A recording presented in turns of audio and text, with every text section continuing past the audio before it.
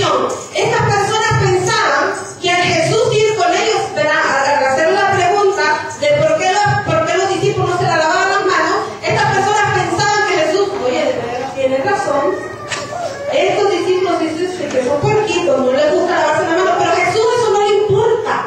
Jesús le responde con una respuesta categórica y le dice: ¿por qué ustedes están invalidando el mandamiento que yo dejé escrito en mi palabra? Eso es más importante que lavarse o no, de lavarse o dejarse de lavar las manos. Entonces estos hombres estaban preocupados de que los discípulos no se lavaban las manos, e incluso le enseñaban a la gente ese ritualismo y lo enseñaban como algo que estaba en la palabra del Señor, pero sin embargo le estaban enseñando a la gente a invalidar el mandamiento de Dios, que es honrar a tu padre y a tu madre. Lo estaban haciendo a un lado para poner rituales como de los que estamos hablando. Entonces Jesús les dice, en otro pasaje Jesús les dice: hipócritas. O sea, estaban viendo, como quien dice, estaban viendo la pajita en el ojo del hermano, en los ojos de los discípulos, y no estaban viendo la viga que había atravesado en su ojo. Entonces es muy importante, ¿verdad?, la respuesta que Jesús le da. Miren, lo que ustedes me están diciendo en esta tarde no es tan importante. Lo más importante es que ustedes puedan honrar a su padre y a su madre, porque es un mandamiento, y es un mandamiento con promesa. Hermanos y hermanas, cuando nosotros honramos a nuestros padres, hay una promesa de bendición. Yo les aseguro que en este tiempo hay muchas personas que ya no están en medio nuestro por no haber cumplido este mandamiento. Quizás se tuvieron que, yo no estoy hablando de que cada persona que se muere joven, ¿verdad?, es porque no está cumpliendo el mandamiento, pero muchas veces nosotros podemos alargar nuestros días siendo fieles a nuestros padres, honrando a nuestros padres. Yo sé que ya la mayoría de los que estamos aquí somos mayores, quizás, ¿verdad?, no todos tengamos a nuestros padres vivos. Gracias al Señor que me ha dado la bendición de tener a mi padre, y cada vez que puedo yo llamo a mi padre. El otro día conversaba con alguien y me decía, mira que el Señor me tuvo que hablar a mí por medio de un tráiler que iba en la carretera. Dice que el tráiler le decía: ¿cuándo fue la última vez que le hablaste a tus padres? Esta persona dice que tenía como 6 meses de no hablar con sus padres. Entonces dice que eso lo conmovió. Algo tan sencillo como eso, llamar. Muchas veces tenemos la costumbre de estar hablando con nuestra madre, ¿verdad?, y estar pendiente de qué tiene la madre, qué le pasa a la mamá. Pero ¿cuántos de nosotros nos preocupamos por nuestros padres?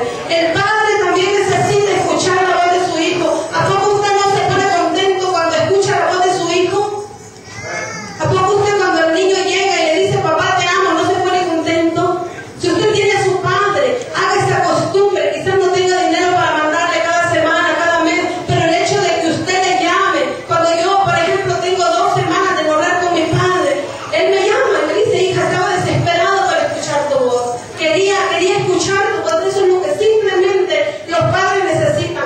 Cosas tan sencillas como esas, amados hermanos. Cosas tan sencillas como esas. Una tarjetita. ¿Cuánto lo que costó una tarjetita? Hay de $1. $1.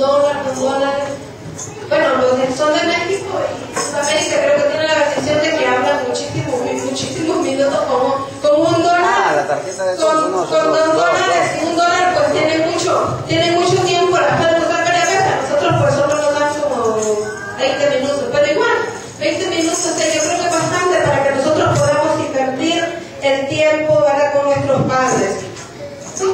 Seguimos, denle un aplauso al Señor, hermano, denle un aplauso al Señor, porque Él está aquí. Dice, y miren que el mandamiento original era aún más